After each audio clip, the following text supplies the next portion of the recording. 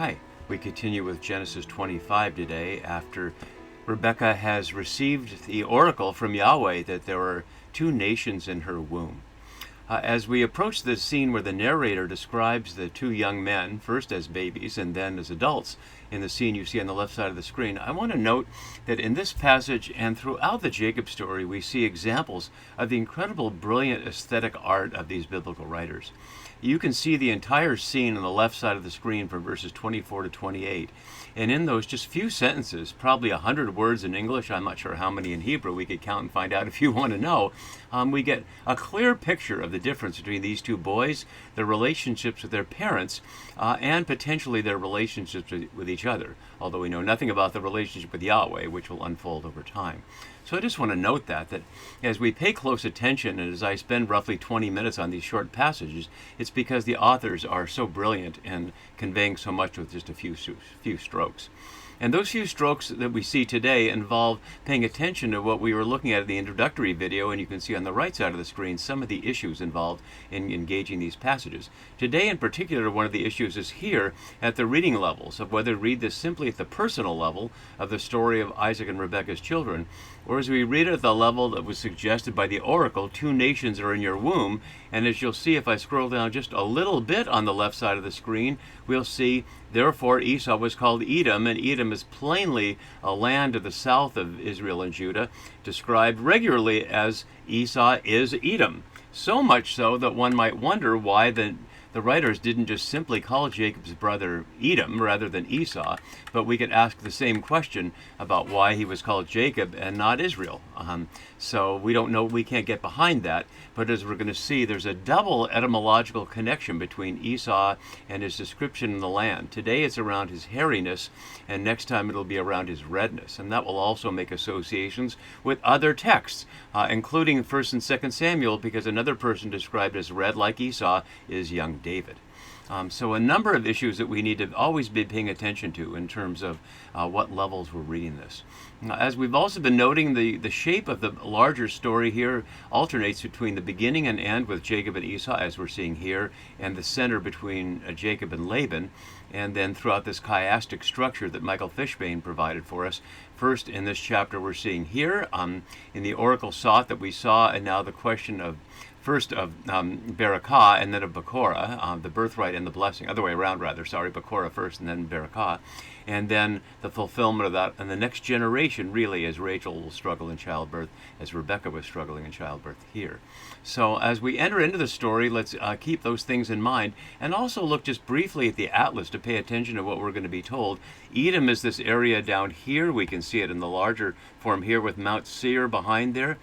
And so that's supposedly where the descendants of Esau live, but it's certainly where the nation, the people of Edom, were. Notice the story we've seen in Genesis has been up over this way, over here in Beersheba and Beer-lahai-roi, where Isaac was, taking up the same space where his half-brother Ishmael was earlier. So they're over here on this side, and Esau's understood historically over there. But of course, at the moment, they're both in the womb coming out at the same time. So let's begin to look at our scene with that in mind. Notice that from the previous scene, Rebekah offers no response to the divine word we heard from the oracle. We just hear the narrator take this up. So we don't know how she responded to the fact that she was struggling to live given the crushing of the two infants in her womb, but now the time has come. Literally, her time is described in the days were full, a typical biblical phrase. To give birth was at hand or was filled. So the days were filled. Behold, and as so often, the New RSV covers over Gehenna, and behold, twins in her womb. And the sentence here makes it more explicit than the exact ejaculation you hear in Hebrew, which is, behold, twins. The word for twins in Hebrew is tomim, from which we get the name Thomas, and in the Septuagint, in the Greek, it's didyma, and you might recognize that as my note below has from the Gospel of John, referring to Thomas the twin, also known as Didymus. So that's the only twin in the New Testament, and these are the only twins in the Hebrew Bible. We're going to see it only one other time in the Song of Songs. So what we're seeing here is in the previous generation, the rivalry between the two brothers was pushed to the point of them being half-brothers. And now they're being pushed to the point of being full brothers and really being identical in terms of coming out as close to simultaneously as possible. But when they come out, they are very different. And so let's see that here. So Westerman, from an older commentary perspective, notes that the narrator at that time, suggesting that it's at the time of the actual story world, and we noted that when we looked at on the introductory video at different times in which one can read this story. Westerman is an older scholar writing from the perspective that there was an oral storytelling tradition from the time of the events in the story written down at some time later, although we don't have to be dealing with it that way.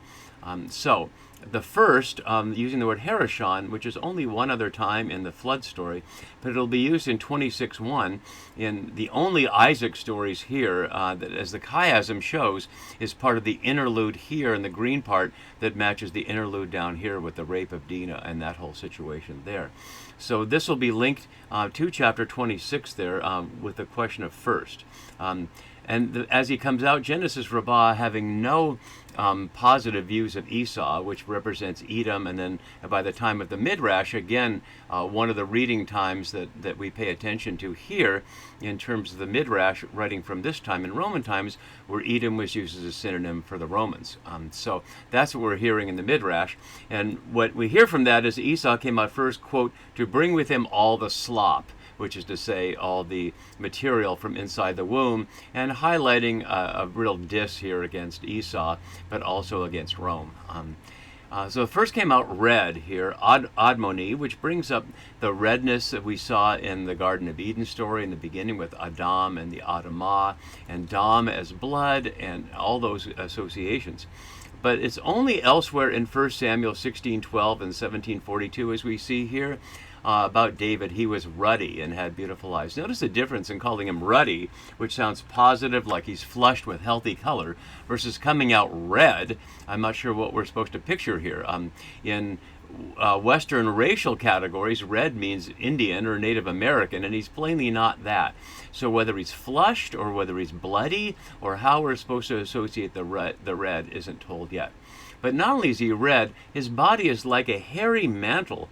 And the word for mantle is Seir, which is one of the associations with the place. And note again, Mount Seir down here, although Seir is understood as a forested area, which is to say the hair on his body is parallel to the forest on the earth. But Seir out there is not necessarily a forested area, but we'll look more closely at that when it's mentioned in the text. So he's red and his body like a mantle. And Aviva Gottlieb Zornberg is really good on this kind of thing. As she notes below, hair anthropologically represents, quote, the anomalous. It obscures the pattern, which is to say you can't see the skin, the naked person, often behind the hair. Similarly, as facial hair, like a beard, covers over the face. But she also notes a hairy man is a sexually mature man. Like erectile tissue, hair can stand on end, drawing public attention to private emotion.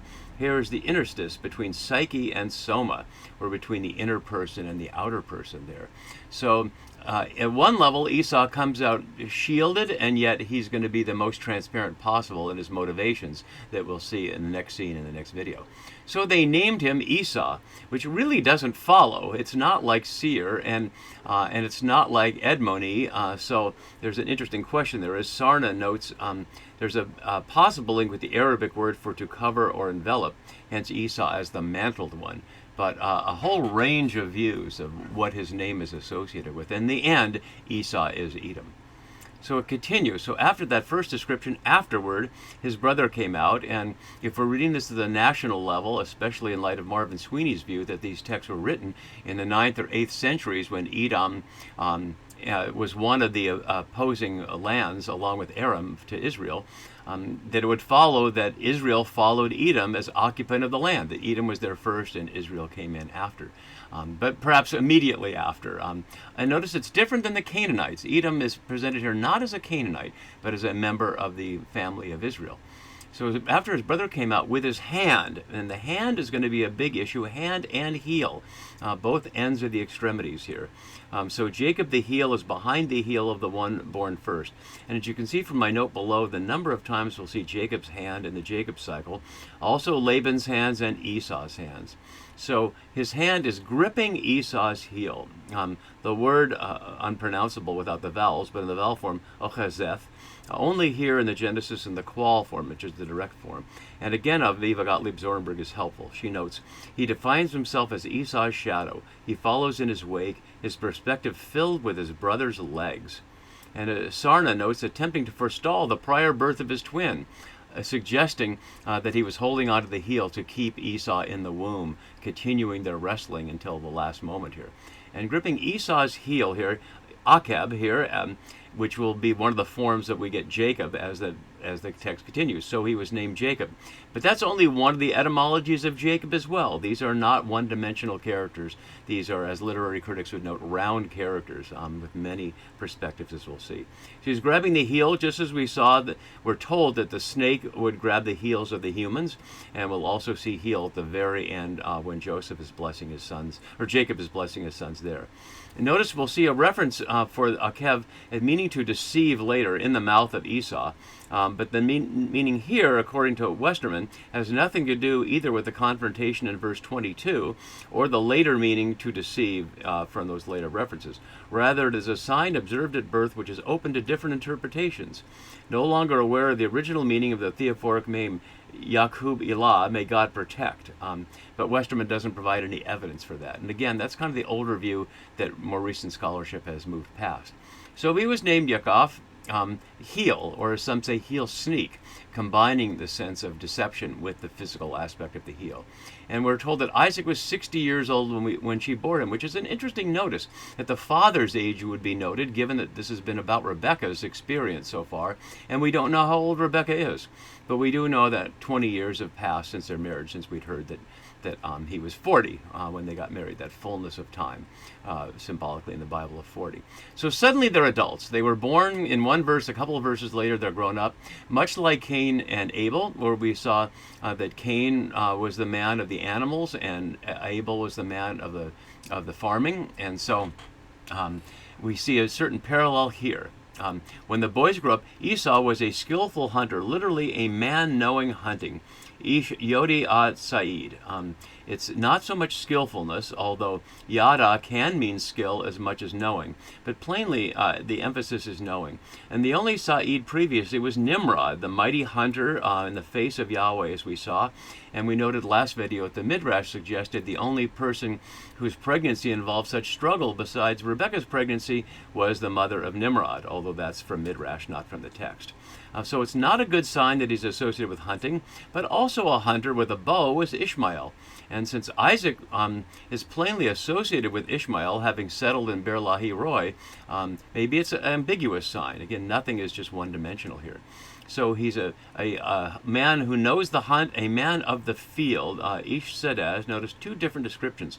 A man knowing hunting and a man of the field. Well, Jacob was, and this requires a lot of attention, quiet is probably the worst of the possible translations of Tom, meaning complete or sound or perfect or innocent.